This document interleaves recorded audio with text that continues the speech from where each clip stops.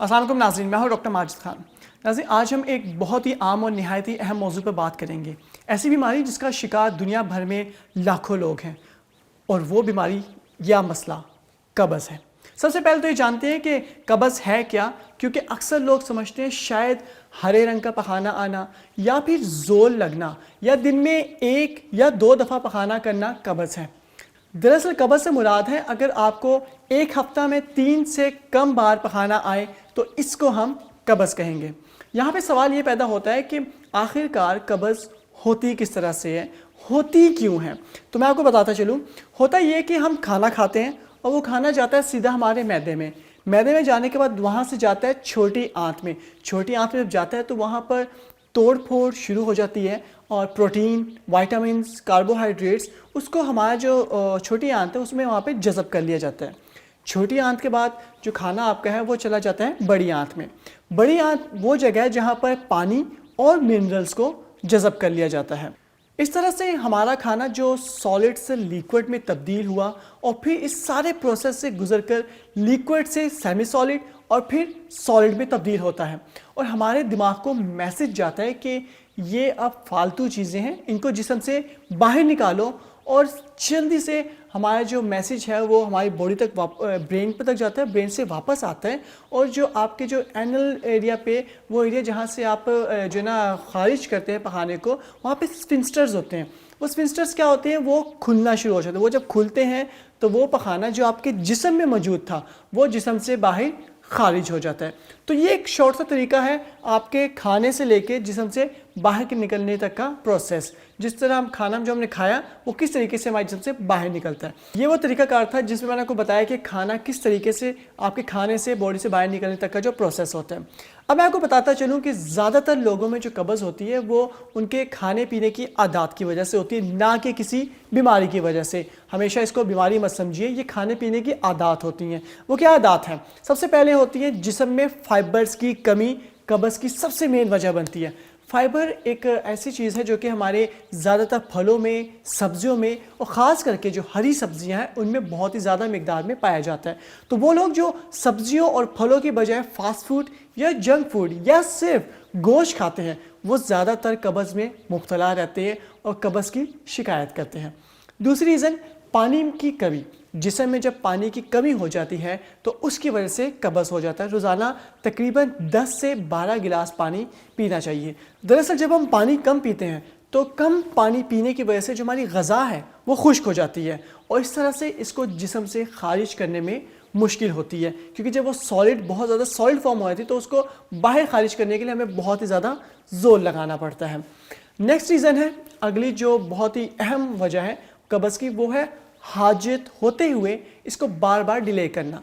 होता ये है कि समटाइम कुछ लोग जो है ना उन पखाना आता है, उन्हें जाना चाहिए वॉशरूम, मगर वो डिले कर रहे होते हैं किसी न किसी रीज़न से। वो कहते हैं जी कि बाद में जाते हो, बाद में। तो आहिस्ता आहिस्ता कुछ लोगों की ये आदत बन जाती है। अब होता क्या है, उस प्रोसेस में जब जितनी देर तक वो पखाना आपके जो बॉडी में रहता है तो वक्तन फ़वक्तन उसमें से जो पानी, जो उसके अंदर पानी होता है, ठीक है, या जो लिक्विड होता है उसको जज़ब कर लेती है आपकी बॉडी। जब आपकी बॉडी उसको जज़ब कर लेती है तो वो पखाना जो है वो और भी ज़्यादा सख्त हो जाता है, और सख्त होने की वजह से वो कब्ज़ का बाइस बनता है। तो इसी वजह से जब भी पखाना है आपको उसको डिले करने की बजाय आप फ़ौरन वॉशरूम जाइए और उसको अपने जिस्म से खारिज किया। आपका ब्रेन आपको मैसेज ही तब देता है जब ज़रूरत होती है उसको बॉडी से बाहर निकालने की। इसके बाद एक बहुत ही अहम वजह है, वो है फिज़िकल एक्सरसाइज। वो लोग जो फिज़िकल एक्सरसाइज या वर्जिश करते रहते हैं उनमें पखाना या उनमें कॉन्स्टिपेशन या कब्ज़ उसकी शिकायत बहुत ही कम होती है, बजाय उन लोगों के जो ज़्यादातर लोग बैठे रहते हैं या बैठ के काम होता है या एक्सरसाइज या कोई वर्जिश नहीं करते हैं, वो बहुत ही ज़्यादा शिकायत करते हैं कब्ज़ की। सो कब्ज़ अगर आपको है या अगर आप समझते हैं कि आपको कब्ज़ शुरू हो गई है तो जो मैंने चीज़ें बताई हैं उसके साथ साथ एक्सरसाइज लाजमी स्टार्ट करें। अब एक और बहुत ही मैं आपको अहम वजह बताने लगा हूँ कब्ज़ की, जिससे शायद आप में से बहुत सारे लोग लाइलम होंगे। वो क्या है? वो है पखाने के लिए या हाजत के लिए बैठने की पोजीशन। जब भी आप बैठें, चाहे वो कमोड पर हो या फ्लश पर हो, हमेशा थोड़ा सा आगे को और उल्टी साइड पर, थोड़ा सा आपने उल्टी साइड पर ये झुक कर बैठना है। उससे आपको जो कब्ज़ है वो नहीं होगी और आपको पखाना जो ज़्यादा बेहतर तरीके से आएगा। बजाय इसके कि आप बिल्कुल स्ट्रेट होकर बैठें या राइट साइड पर झुक कर बैठें, तो मैं आपको तरीका बता रहा हूँ कि आपने थोड़ा सा झुकना है और झुकने के बाद थोड़ा सा लेफ़्ट साइड पे होकर बैठना है। बहुत ही ज़्यादा लेफ़्ट नहीं हो जाना, बहुत ही ज़्यादा झुक भी नहीं जाना, थोड़ा सा झुक के लेफ़्ट साइड पर आपने होकर बैठना है, ठीक है, जिससे आपको जो पखाना होगा वो ज़्यादा अच्छे तरीके से आएगा और आपको कब्ज़ की शिकायत नहीं होगी।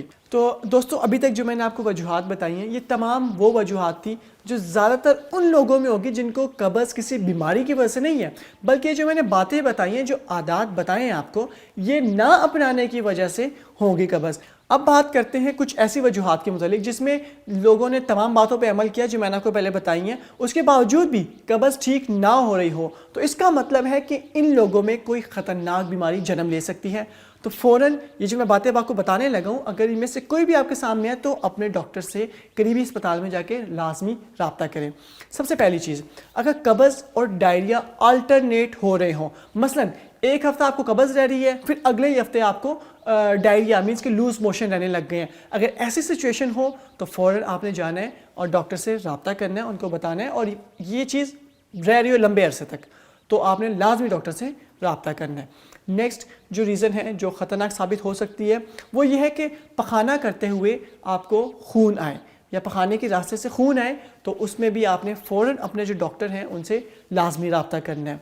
थर्ड नंबर पे ये, पखाना करने के बाद भी आपको ऐसा फील हो कि अभी हाजत है, फॉर एग्जाम्पल आपने पखाना कर लिया है और अब आप उठ गए हैं, मगर उसके बावजूद भी आपको ऐसा फील हो रहा है कि नहीं अभी हाजत रहती है, तो ऐसी कंडीशन में भी आपने कोशिश ये करनी है कि डॉक्टर से लाजमी रब्ता करना है। नंबर 4 वो क्या है कि पखाना करते हुए बहुत दर्द होती हो या ऐसा महसूस हो कि पखाना करते हुए कोई झिल्ली या गोश्त बाहर आते हुए महसूस हो, तो फ़ौरन आपने डॉक्टर से रब्ता करना है, क्योंकि यह आपके लिए एक ख़तरनाक चीज़ साबित हो सकती है।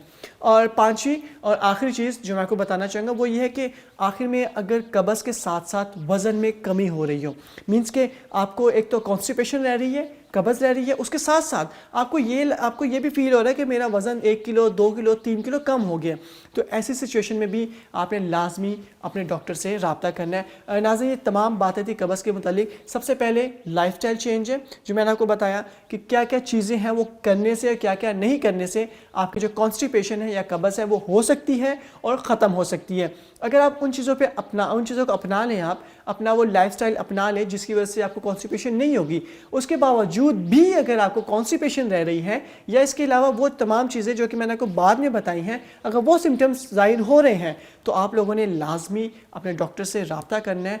फर्स्ट प्रायोरिटी लाइफस्टाइल चेंज है, सेकंड अपने डॉक्टर से रब्ता करें ताकि वो आपका अच्छे से मुआयना करें, एग्ज़ामिन करें और आपको उसके मुताबिक जो बीमारी है उसके लिए जो दवाई है वो इस्तेमाल करवा सकें।